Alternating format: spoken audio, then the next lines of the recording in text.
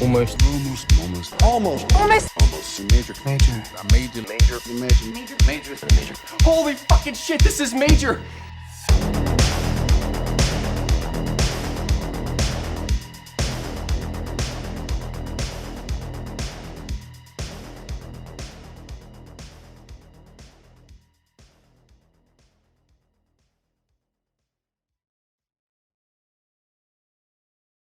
Hello and welcome to another episode of Almost Major. We talk about the many major studios and the films they release. We are on our Lionsgate miniseries, and today we are talking about Open Water from 2003. My name is Kevin Tudor. I'm here with Charlie Nash. Glub, glub.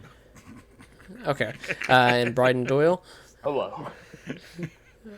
And I was going to say you should say fish or friends, not food. And joining us again is Max Covill. How are you, sir? I'm good, thank you. Like I said, Open Water. This played at Sundance January 2004. It opened limited August 6th, 2004, and wide to 2,709 theaters August 20th.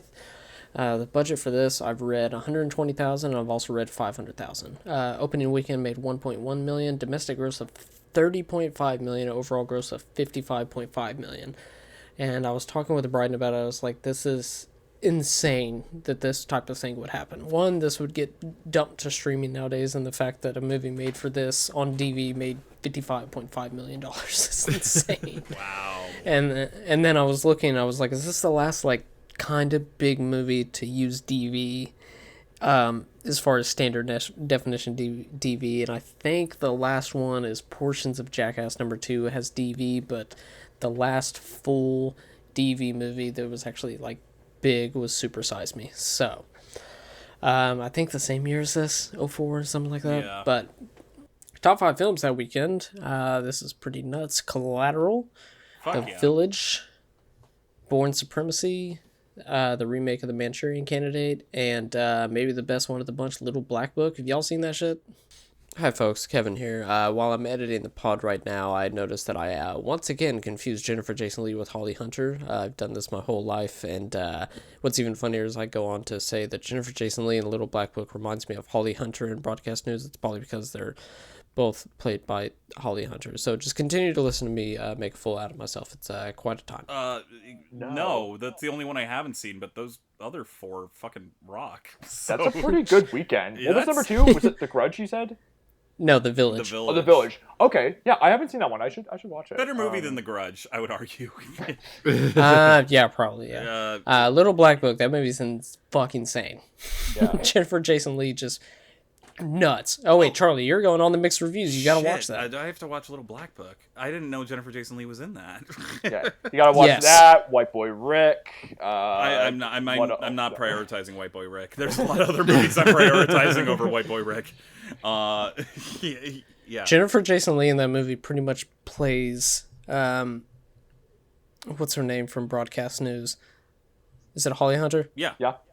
Okay, she plays that role, but if Holly Hunter like wanted to destroy everybody in the network by the end of it, like turns full villain, and it's insane. I remember the poster, which is like, I don't remember what male co-star she's like got her arm wrapped around, but she's like taking the Little Black Book out of his back pocket. It's Mr. Office Space.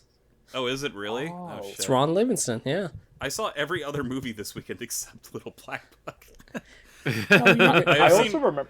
Oh, sorry. Go ahead. No. I was just gonna say I've seen Collateral like umpteenth times. I love that movie so much. Yeah, kicks ass. And the Demi Manchurian Candidate remake is really good. Yeah, Meryl Streep chewing on ice cubes. Oh god. Yeah, opens with Wyclef Jean covering CCR. Well, what more do you want? That really is a remake too, where like I watched both of them like within a 2-day span, like, and I was just kind of like, okay, this is doing the same thing that the first, the original's doing, and then I was like, and then the last 20 minutes I was like, oh shit.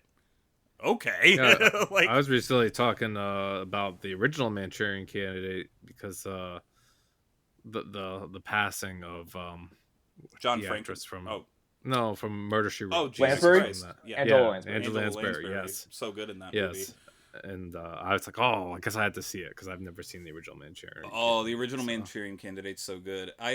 There are rare times where you watch a movie at home and something so surreal happens where you're like, I didn't just imagine that actually happened, right? But like, there's a key plot point in the original Manchurian Candidate where shit, I feel bad, but it's the Jack of Diamonds or the Jack of Hearts. Either way, it's red, and it's like it's a way to trigger the assassin into committing the act. And while I was watching it in my old apartment, they put the card down and an ambulance drove by and flashes of red just like peered through my window and onto the screen. And I was like, oh shit. Oh fuck.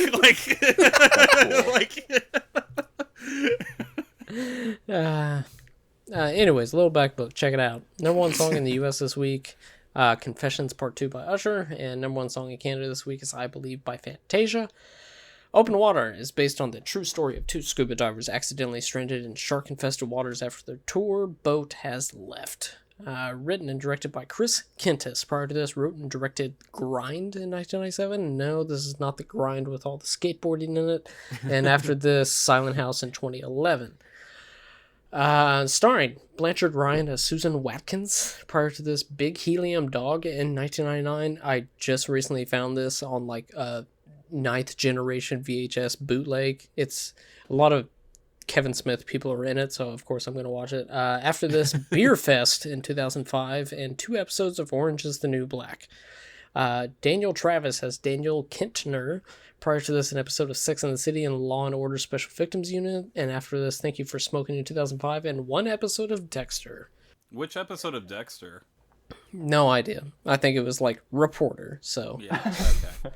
I should watch that SVU episode, considering the reputation I have on this podcast for like being like, this show is insane.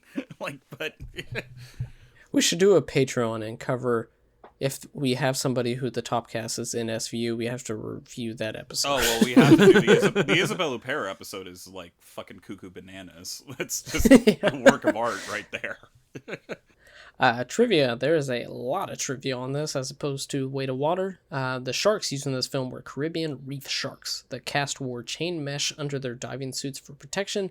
Though none of them were bitten by sharks, Blanchard Ryan was nibbled by a barracuda on the first day of filming in the movie. After Susan is bitten, her boyfriend says it was probably a barracuda scene which you taste like. I think also in the commentary, there was 2 commentaries. I could only muster the strength to listen to one, and it was the director and producer, the husband and wife together, and they said that I think Blanchard like just took off her chain mesh because it was like really uncomfortable, even though apparently she was like deathly afraid of sharks. This movie was financed by director Chris Kintis and his wife, producer Laura Lau, both avid scuba divers. Filmed for over 2.5 years on weekends and holidays with a crew of about 2 or 3. This one says the movie cost $130,000 to make, nearly half of the budget used on the sharks for the 2 days they had them, and was later bought by Lionsgate for $2.5 million after its screening at Sundance. Like I said, Blanchard Ryan is in fact deeply afraid of sharks, and as a result, Daniel Travis had to enter the shark-infested waters first each day to assure her they were not in danger. That's actually kind of reassuring. Yeah.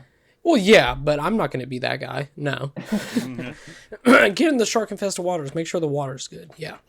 I'm curious if, like, with the trivia, and also maybe if you read up on it, like, is this legitimately based on a true story, or is it the kind of the thing that they use for like marketing points where it's like inspired by a true story? Like, it's the last little bit trivia fact I have that talks about sorry, I didn't mean to jump ahead. No. The actors were tethered to the boat so they did not drift off into the strong currents. In 2013, star Blanchard Ryan discussed her full nude scene in a podcast interview, including seeing it with her parents. She felt the scene was a gratuitous move, but agreed it was necessary because the beginning of the movie was boring and they needed something to wake people up. When she saw it with her parents at a screening, they both had different reactions. Her father took it in stride because he comes from a sports background and has a locker room mentality about nudity. That's not a great phrase to want to hear. What was the other movie we were talking about? Locker room mentality about nudity. Well, I just in our Gods and Monsters episode, there was like Brendan Fraser talking about stop it with the locker room talk, and now we've got locker room mentality. It's just like all these fucking cursed phrases. Also, I'm sorry, but like, the nude scene happens when the movie begins. So if you're already scared that the audience is bored, that's a bad sign. You know, like it's always gross to hear that shit. It's gross no matter what. But like, if you're starting the movie and you're like, I think the audience might be bored, it's like, that's like, what that, you have no faith in people then. Like that means you need to cut to the boat sooner. yeah. Which I will give it credit. I'm pretty sure they're lost like 15 minutes into it. So I don't know. I feel like it takes a was while. it longer? Maybe I'll scrub through it a little bit later. But yeah. Back to this. But her mom was horrified after seeing her quote unquote little girl naked on screen. Ryan said that she and her father laughed about it because her mother was more worried about Ryan taking her clothes off in front of the world than her being in danger swimming with real sharks. Oh my god. And then another tidbit on this is during the audition, Chris Kentis and Lori Lau made it clear to Blanchard Ryan and Daniel Travis that there was going to be nudity in the film and that it was non-negotiable.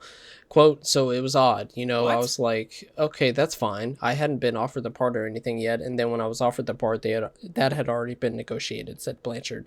Quote, my thing about nudity is that nudity is never necessary. They put it in because guys like to see naked girls or whatever. I don't believe that there's ever I did it for artistic reasons.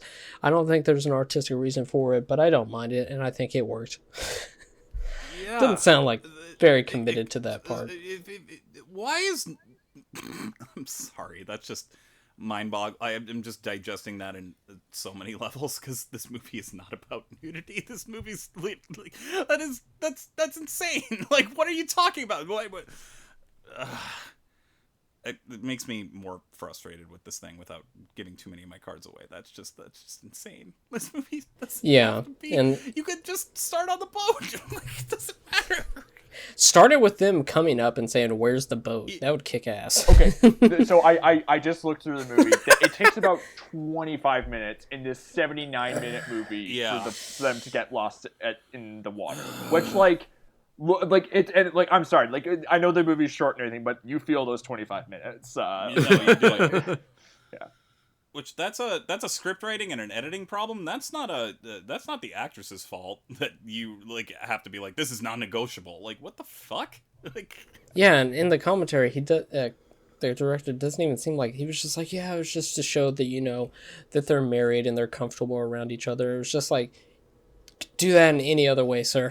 I'm all for film directors being perverts as long as it's for a reason, or like at least like that's just fucking gross. Like, I'm sorry if it's at least about like voyeurism or about gazing at like something in a way that makes you feel complicit, sure, but that's and also don't make the actors feel uncomfortable. Exactly. Like the non-negotiable thing is like, really, like you're gonna make like, it's like that just seems like a weird thing to put in your movie. Like, yeah, how is it integral to the plot? They're married. I assume they have sex and are naked most of the time. I don't need to see it. Like, yeah. And I was like, okay, so this is a shark movie here. Okay, maybe, you know, it's a horror movie. She's gonna be topless, and I'm like, whoa, they're gonna go full frontal nudity. It's like, we don't. Yeah, I didn't expect that. And last trivia fact is this film is inspired by the true story of American couple Tom and Elaine Lonergan, who in 1998 went with a scuba group Outer Edge Dive Company to an area off the coast of the Great Barrier Reef in Australia. They were accidentally left behind due to a faulty head count taken by the dive boat crew. There were 26 other divers and 5 crew members who failed to notice that the couple was not on the boat. It was not until 2 days later, on January 27, 1998, that the pair was found to be missing after a bag containing their passports and belongings were found on the dive boat. A massive air and sea search took place over the following 3 days, but failed to find them. The couple has never been found. That's very scary to me. No, like, that that's is. like, Yeah. There's this, it wasn't in this, but apparently like scuba divers have like a little thing that they can write in underwater to communicate and whatnot, and that was found a few months ago. That was just like, please send help on this date. We've been dropped and stuff like that. So yeah, and they've found like somebody's scuba gear, but it doesn't look like as if that sharks ate them, and they probably. Well, it's not as intense as this one. They think that they probably got dehydrated, passed out, and then drowned. And then I'm sure sharks eventually, but not as intense as the movie makes it out to be. But yeah, spooky stuff. Yeah. Daniel, where's the boat? That's a good question. as we are stuck in the middle of the ocean. Oh, God. Oh. It's okay. It's okay.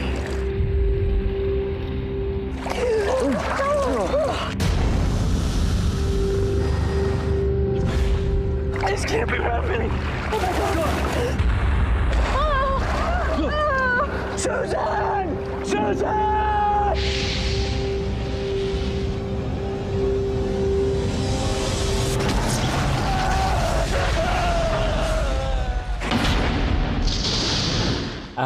Initial thoughts on Open Water. Charlie. Yeah, so when this movie came out, I was 13. Yeah, I was 13. The very premise of it freaked me out. And to be fair, the very premise of this does terrify me.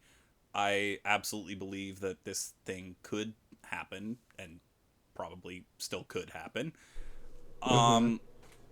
And I saw it like 10 years ago, and it got under my skin. It really did. I've not been scuba diving, but I've been snorkeling, and I definitely had open water on my mind. You know, like I'm not, like I've been on tours like this before, but this time around, I just like the way this thing is shot and edited is so sloppy, especially. And I know, like, I was texting all of you and a few other people in our group chat about how annoyed I was by the way they framed the mistake, because it's like certain things like this is not like a found footage where the protagonist hold the camera or anything like that, but it is kind of framed in a similar Blair Witch style type of like this could happen to you type of realism, and like the way in which the person who's responsible for everyone on the boat is counting people, and like the people who our protagonists are not even in the frame when he's counting them. So at first I was like, oh wait, it looks like he didn't even see them, and then I had to rewind, and then oh no, he did count them, but they're not in the frame, and then it makes it look like he might not have seen them. And then I know it's all about this fucking rich entitled white asshole who ruins everything for everybody, but there is a sense of cruelty to this movie that does befall this person in an exotic part of the world that is unfortunately the result of two white people being killed, that made it really kind of gross to me. Like in a way that I know that sounds like I'm being really nitpicky and politically correct, and I'm sorry, I'm not trying to be that, but like it is. And as Bryden, as you just said, like almost half an hour of this 70-minute movie does befall that, and it just made me annoyed at the whole movie of just like watching these two white people suffer because of a simple mistake that isn't framed well, if that makes any sense. It's not framed or edited well at all.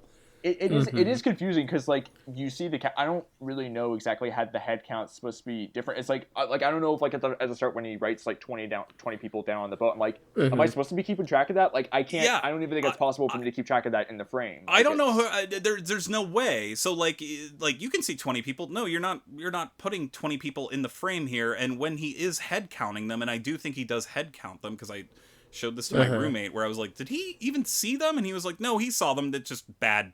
It's a bad shot. Like I was just like, but like you need to communicate that better for something like this to be believable. And it's like it kind of is that thing where it's like, well, you go into the movie knowing what it is, so you just expect it to happen. Okay, fair, but I want this to be credible, and it just, I don't know, it just felt really, really sloppy and just. I don't know. Like, I'm not gonna lie. This is a situation that would absolutely obliterate me, and I'd probably like have a heart attack before any sea creatures could nibble away at me. But like, it is just kind of. I don't know. I was really frustrated with this movie this time around in a way that I did not feel the first time around, and maybe it's too much on the setup, but I can't help but just be annoyed that it's like, whoops, bad luck, when it's like, but this is based on a true story, and this is also just, you know, like, and again, I mean, everything you just said about the beginning of the movie, Kevin, where it's just like, I don't really care about these people, and I don't need to care about them in order to understand that this is horribly existentially horrifying. Like, but at the same time, it's like it did feel almost like kind of just reveling in human suffering, and not in a way that was particularly well made for something that I feel like is a very real fear. So Right. What was I gonna say? I'll get to it. My initial thoughts is so I first watched this as a cam rip on LimeWire back in the day. oh boy. So I haven't seen it since then, and didn't like it very much then, but I was always curious to check it out again. I expected to like it this time around because of the DV of it all, and the comparisons to Blair Witch, etc.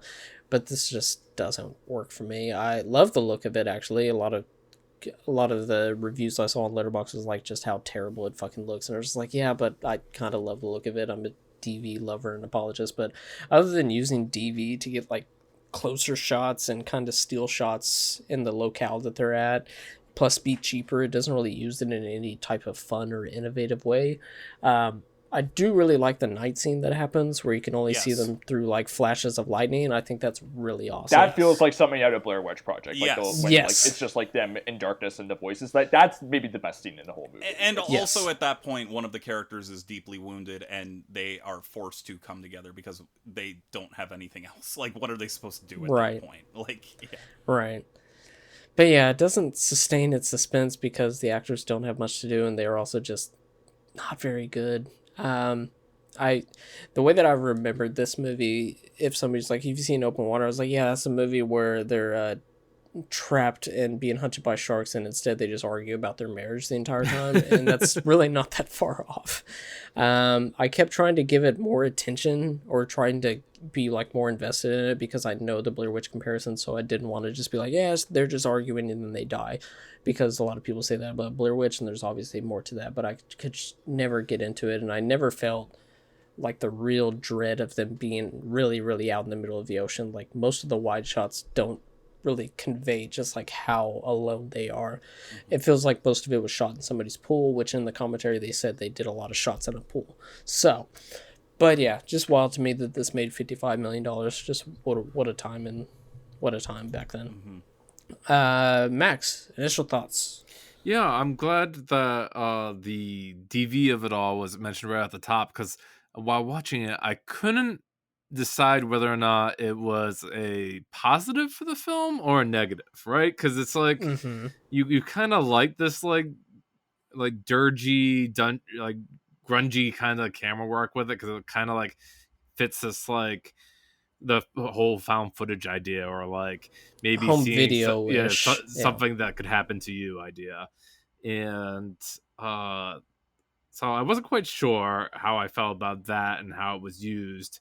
But then going a little further than just talking about how long it took them to get there, the movie does essentially like boil down to like this married couple treading water and like having strange fish bumping into them for 45 minutes. It's just like, and it's funny, like I think Charlie was mentioning something about like how he would be terrified, and certainly I'd be terrified. I think like deep sea like water stuff is like one of my like greatest fears, because it's just like you don't know like what the hell is down there. You seen Deep Rising? Hell no. But I don't know. It's just like some of like they're like, because it's a movie, like they have to be more calm than maybe like they should be. It's like you're looking at them and like I'd be like freaking the heck out for like hours, and like I don't know if I'd be able to find calmness to like even possibly try to survive. I think like for me the biggest selling point of this movie is that they were swimming with real sharks, as opposed to like, you know, like something like Jaws, or something that had to use like Deep blue robotic sea. sharks or props. Yeah. Oh, And like, even though, you know, the sharks that they're using probably wouldn't act that way. And but it's funny. I thought like maybe the movie would be scarier than it should be. Right. And like you guys mentioned that scene near the end of the movie with the flashing and like where the I guess most of their budget on like sound design went, because it's Yes. capable sound design and it gets in your nerves. But I when I was watching this movie, I couldn't help but think of like a movie that came out years later, and it was like with Blake Lively, The Shallow, and like she is Yeah. like fighting, Yeah. she Better is like movie having than to this. fight a shark, Yeah. and that is infinitely more terrifying and successful than this is. Obviously, you're talking a much different budget, but even to think of like how this movie was made so much money, as Kevin was saying, is just like astounding that like you make this movie of like in your backyard or like in pools, and like really, and it's like hitting the jackpot, 55 million off of like a couple 100,000. So Yeah. that's pretty fascinating. The Shallows is also like campy though. Like she's talking to a seagull half the time, and it's A clearly a Steven Seagal. genre. That sequel kicks Yeah, ass. Yeah. Steven Seagal. Like it is funny to me how that movie, The Shallows, does garner more suspense, even though it has so much more removed from reality because it is so aware of it being a genre picture. And you were talking, excuse me, Max, about like I'm not like it is going for that realism, and the DV presents that realism, but it is ultimately kind of a one-trick pony where it's like either they get saved or they drown, and how much can you milk out of that potential before just ultimately Well, that's why I was showing my hand last episode.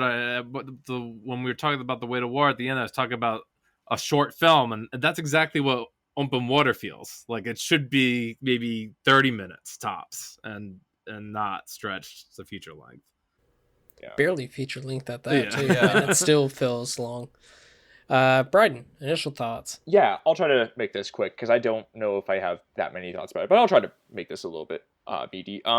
Yeah, I didn't especially like this. I wasn't always, I like Blair Witch Project now. I wasn't always the biggest fan of it. When I didn't like it when I first saw it in high school, and then I liked it a lot when I rewatched it. And I guess like that movie like it is grainy. It is like a very it is obviously a very cheaply made movie and everything, but like there is like real thought to like the way that movie is like shot and edited, and like the performances feel like super locked in, and there is like a lot of like believable background and like the tension that exists between the characters. You feel like they know each other pretty well, and there's sort of seeds, the seeds have been planted to like the beef that they're going to have as the movie goes on and the situation worsens. And there's like also a lot of really good commentary about like the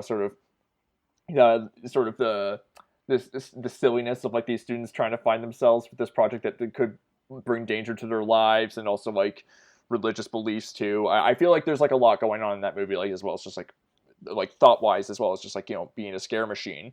But this movie, I don't really feel like there's that. I mean, yes, I do think the movie is somewhat critical of like these white characters not really knowing their place in like the society. Like they have like the one guy like goes on when he has like this one sort of tantrum, he's like saying like, all these fucking people like stranded us out here and everything, and then like the wife is like saying like, you're the one, like, I would have been happy going skiing and everything, like, that kind of, like, that's like sort of like that's like the past, but it's like passing commentary and everything. It doesn't really, there's not really a whole lot else there under the surface, and their marriage is not super interesting. Like when he's like getting at her about her job, which like I guess she works on like photo shoots or whatever, doesn't really matter, I guess, but like, occasionally there's like stuff in their interactions at work. Like I like the thing that I'd probably be doing is what he does when he's like playing some sort of movie game where he talks about Mulholland Falls and John Malkovich. Yeah. And I'm like thinking, is he like playing movie actor, like the cinephile game? I'm like, that's probably what I'd be doing to pass the time.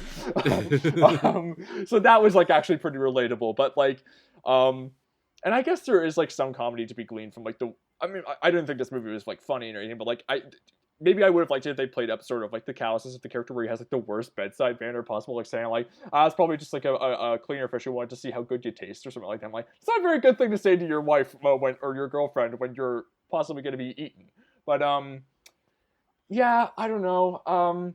I felt like there was more screen presence. I was talking to Kevin. I mean, the guy who like borrows the scuba mask at the start of the movie, Yep. Saul Stein. Yeah. I've seen him in a couple of other movies. Like he was in this indie movie with Peter Green in the '90s called Laws of Gravity, which I love. And he's like got like a lot of like screen presence, where he's just like got like this swagger, and also like he does the thing a lot where he's like he'll just repeat a certain line of dialogue. He's like, "Do you know what I do down here? Do you know what I do down here? Do you got, like he does that in Laws of Gravity?" And this is like he's like, "Hey, you got a mask? You got a mask? God bless you. God bless you." You know, but like, so like I'm like I would have been happy if he'd been one of the people stranded out in the movie. I feel like that would have like been more.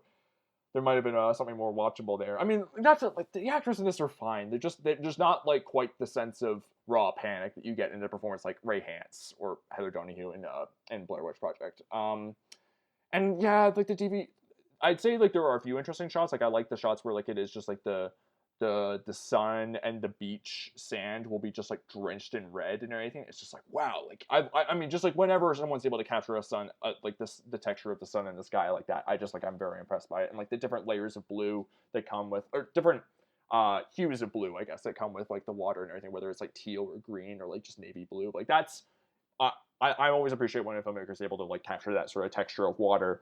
But like otherwise, I didn't really get like a sense. I don't know. They didn't always do the best job, I don't think, of using the camera to build tension. I mean, like, there's, like, a lot of, like, filler shots in this. Like, when they're even just, like, in that opening 25-minute section when they're just, like, they're backing up out of their driveway and then there's a shot of under the car with the wheels on the gravel. And it's like, well, why is that there?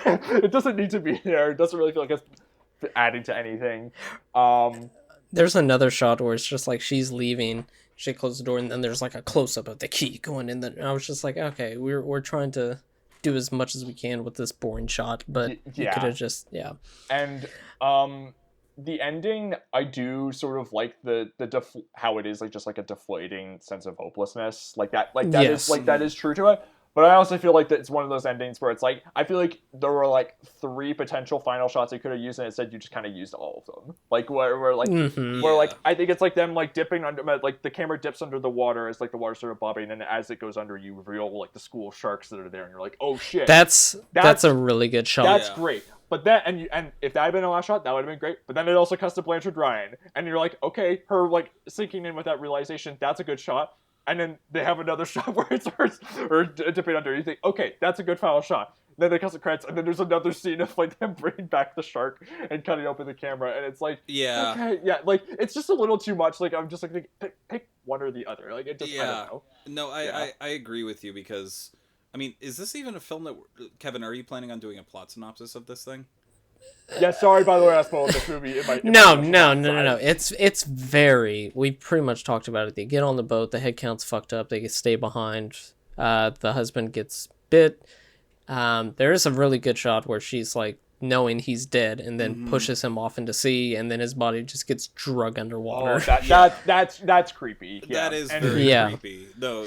And then like Bryden was saying that she's all by herself and then realizes there's a school of sharks, and instead of waiting to get eaten, she just submerges under, and then that's pretty much it. And that bobbing shot of like when you reveal the sharks underwater, like that's really effective because that's like a shot that they use throughout the movie. Like I mean, that's just like kind of like used in an innocuous context, and then that like sort of knife twist of like that reveal was like what makes that innocuous shot. And it's like half a second. They don't linger on it or anything. Yeah. I guess we could talk about whenever they are arguing, and she's like, "I wanted to go skiing," and if we only stayed closer to the group, we wouldn't have gotten separated. You shouldn't have looked at that goddamn eel for so long. And I was like, "Oh, brother." But at the same time, it's still laying on responsibility of the fucking tour boat, which it just doesn't sit well with me. That like, because again, it's through the filmmaking language of it where like we don't know just how long they've been out there, like we don't know exactly what we can see that other people are coming back, but we don't know, like they're not, by the way it's edited, it's like they're not that much farther back, like they are clearly like that's the thing that kind of like I just feel like it's a matter of aesthetic because like again, I know we're doing a lot of comparisons to the Blair Witch Project, but it's like I think about like horror in terms of like culpability and it ventures into the unknown and just what is it saying about these people and what have they learned even in their final moments that you know, that they put themselves in this place, and I just don't think that it's almost fair to just be like, whoops, miscount, like Blair Witch Project. It's like they fucking put themselves in their, you know, they know that they're already going into some creepy, you know, mythology territory that's like, you know, plagued by, you know, urban mythology and stuff like that. Like this thing, it's just like, wouldn't this be scary? It's like, yeah, but what are you gonna do about it? What lessons are you gonna have? I do think it's interesting that she does have enough agency to be like, you're not getting me, and then just submerges herself. I think that's far better than, like, I don't know, 5 sharks tearing her apart, which would have been horrible. But, like, at the same time, it's like, who are these people? Why are they doing this other than that they're wealthy enough to go on a fucking scuba diving tour? Like what end game do they have? You know, like, it just, there's no psychology into these characters, where Blair Witch Project, that even when during the scenes where they're just smoking joints and drinking nips and partying, it's like we get a sense of, you know, these are people who want to discover something and make their names known, and here it's just like they're going on a tour for vacation. And then it's like, wouldn't this suck if it happened to you? But and I'm just kind of like, but that kind of presents a fear of the unknown that I find to be very, like, kind of juvenile and I like borderline xenophobic, if that makes any sense. If that's not unfair. Yeah, you know, like I just felt like even something that we're gonna talk about later, like even Hostel, which I think is a probably worse movie based on my memory of this, is like, at least that movie's like, these people are dumb and think they can go into a foreign country and do anything. It's not presented well, and it's very morally muddled. But, like, this is like, yeah, they just wanted to go on a scuba diving trip, and then this happens, and yeah, it's a terrifying situation. What is the movie saying about the dangers of that, other than you could be forgotten? And is it executed that well? I don't think so, frankly. Like, it's, don't go on excursions. Don't go outside. Yeah, sounds great. Sounds great. Like, I you know, maybe this is just my age showing, but, like, you know, I just want this, like, it feels so nihilistic in a way that's just like, oh wow, that sucked. You know, like, what else do I take away from that other than mistakes happen, which is something I already know. And I don't know. It felt kind of, I feel weird about this movie because I've watched far worse, more grotesque, gruesome, exploitative films than this, but it's like, what is the horror of it ultimately saying then? Don't go on vacation. Like, Yeah. Don't try to reconcile your marriage. Yeah. And not to be like, sorry, go ahead, Charlie. No, that's the other thing. These characters are just totally bland. Is the other thing. Like, you just have characters that, like, develop them in some way that when they are stranded out there, that they will at least be interesting. Because They had 25 minutes to do that. Yeah, I was just about to say. Exactly. Yeah. Instead, it's just them sitting on the boat, and that's it, really. Or like eating lunch by the beach, and it's just like, okay, this feels like I'm just watching like a travelogue, and not an especially well shot one. It's all exteriors and like other people on the boat, but it's like, shouldn't you be developing who these people are or like what they're doing? Like, well, the horror will make it so you care. Yeah, I'm not made of wood. I know that being like stranded out in the middle of the ocean is terrifying, but like, I don't know. If this is what your movie's about, say something other than it being a stunt.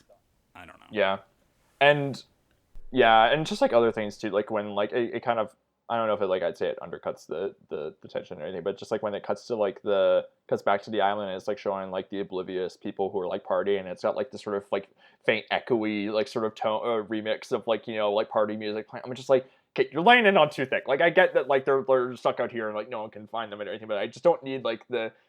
I think they do that like a couple of times too many, where it's like showing, look at all these people having a good time, not knowing what's out there in the water. It's weird. You know, Jaws is still one of my favorite fucking movies, but like, at least that movie like puts blame on, you know, political figures and other people who are enforcers who should know better, and then are like, oh, we wanted to make extra money and therefore a kid is dead. Like, this thing, it's just like, oops. And it's just like, I don't know, that sucks. Like, you know, I I don't know. That's not satisfying or even telling me anything I don't know other than shit happens. And it's like, okay, well, I could watch a ton of other movies that are more effective that way, that are horror movies that are more effective. Mm-hmm. You know, there's 2 direct-to-video sequels to this. Yeah, one of them has Cal, the dad from Euphoria, and Eric Dane. What? Yeah. And, wow. And Susan May Pratt, who played from Drive Me Crazy and Center Stage, 2 late 90s, early 2000s teen movies. Uh-huh. Yeah. Yeah, it was like the second one came out like 2 years after this one, and then the third one came out like, I don't know, I think like last year. Oh, wow. Wow. I wonder if is the second one, because like it's not far off from this one, is it also shot on DV, or do you think it's like just regular old, like it's like slightly cleaner digital? All I know about the second one is they're on a giant fucking boat, and then they all jump in the water, and they're like, hey guys, anyone put the ladder down? And they're like, oh, no. Oh wait, my baby's on board. Shit. Okay. Fuck. We gotta get back on there. Like, it's nothing. Like, No, the second one from the trailer, which was uploaded like 13 years ago on YouTube before HD existed, and this looks terrible, but I can tell it's not DV. So, I did read a review that it was just like it took them an hour for somebody to be like, let me get on your shoulders to see if I can get up on the boat. yeah, that would happen within 4 minutes. I'm sorry. Like, Yeah. And then the third one, I think it's just called Cage Dive. So, yeah. Which I think was its own movie, and then they were just like, maybe that movie from 20 years ago, maybe we can slap that name on there and maybe people will watch it. But, yeah. Final thought, I honestly do not have much to say about this. I mean, I guess I will say, like, we've talked about the Blair Witch Project, we keep talking about the Blair Witch Project in relation to this. It's not entirely fair that we do this, but even, like, the Blair Witch Project had a female protagonist that, even though many male audience members took the wrong message away from that with Heather, at least that character has, like the male characters are critical of her in the wrong way, because that at least says something that is relating to what the horror genre has been all about, and then the mostly male response to it has also been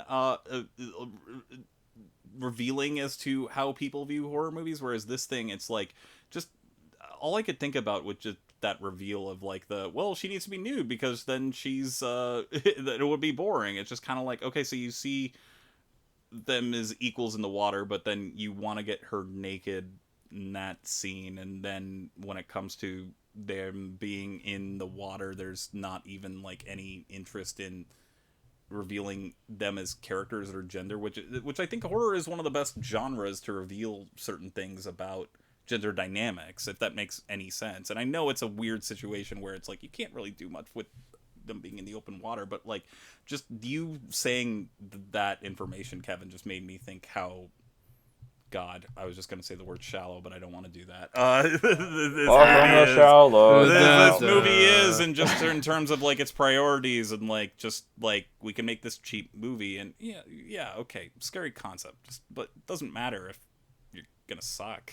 Like, yeah, I mean, the best thing that I could say about them, like with the shifting gender dynamics, is I think she's like initially looking to him. I can't remember the characters' names. I feel bad that I don't remember. But I mean, it's revealing about the movie that we can't remember them. So. She's like looking. Susan and Daniel, put some respect. So yes, Susan is often looking to Daniel because he's someone who watches these like aquatic life shows on like the History Channel or like Shark Week and stuff like that. And she's looking to him. But then as he sort of becomes injured and everything, he's often the one like literally holding onto her and everything as like she sort of has to support him, and then eventually he's he's not able to do anything because he's too weak. Kind of dead. Yeah. And then she has the agency to drown herself instead of that. But I'm sorry, Brian. I'm sorry. No, it's fine. It's like, I guess like the shifting dynamic is there, but I guess it just doesn't really hit because the characters aren't super fleshed out, just as people and everything. Like the dynamic is there, but the groundwork for them as people is not. I guess like the sense of history. Yeah, it's. I wish I had a drop of blood in this water so that I could find something to enjoy. There it is. Now I'm Yeah, just thinking yeah. about the who's the stuntman in The Simpsons who where he does he does the huge jump over like the pool with the tiger and the lion and the shark in there, and he like makes the jump, but then he also adds a drop of human blood beforehand, so when he's like waving he just falls in and then they just fucking annihilate him. Yeah. He's okay. Max, what were you folks. saying? I was gonna add my final thoughts here. It's just like it's really bad when you get like something that's supposed to be like a horror thriller movie and like you're just like totally bored and nothing is connecting because there's no agency to care about either one of these characters. They're completely unlikable, and you just like, yeah, I guess it sucks that they're out here in the middle of the ocean and they're probably gonna die, but it's just for one moment I didn't really care about what would happen to them, and it's just that's not a good way to build a movie and to drive a movie successfully forward. And I think they made the movie with the intention of like, here are some cheap thrills and like we're gonna bill it as like we filmed with real sharks and see what happens, but it's just nothing really there, and I was bored watching this. Yeah, and unsympathetic characters aren't necessarily a problem, but uninteresting and unsympathetic characters, that is a problem. That's a bad double whammy. Yeah, Yeah. at least, not to go back to this, but at least the Blair Witch Project is like, okay, they had personalities. They're, kind of, they're film students who are in love with their own farts. You know what I mean? Like, they believe they're making something important and they don't realize. I understand those characters like 3 minutes into the movie. Yeah. Those are people that you've gone to film school with or just know, even if you've had like a 15-minute conversation with. Yeah, exactly. Yeah, These... and the gradual. Sorry, I No, didn't mean to talk about it. no, please. I've been talking too much, Brandon. Please go ahead. No, it's fine. And like the gradual descent into mania that the characters have in Blair Witch Project, like does feel like so well lived in, where it is like they're kind of laughing about it before they're just like straight up screaming their heads off. Whereas in this, it's like I think one scene, it's like Daniel is just sort of like talking about. I think he is like talking about Mulholland Falls, and in 5 minutes later, he's like, "Fuck!"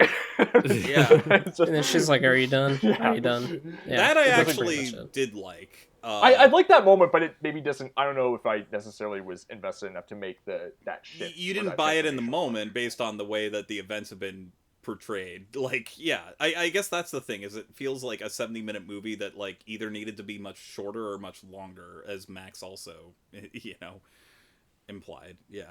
I wish it was shorter. No. Psychology but yeah, so not included in this movie. Like, Yeah, that water no. is too open. That's 79. it's too open.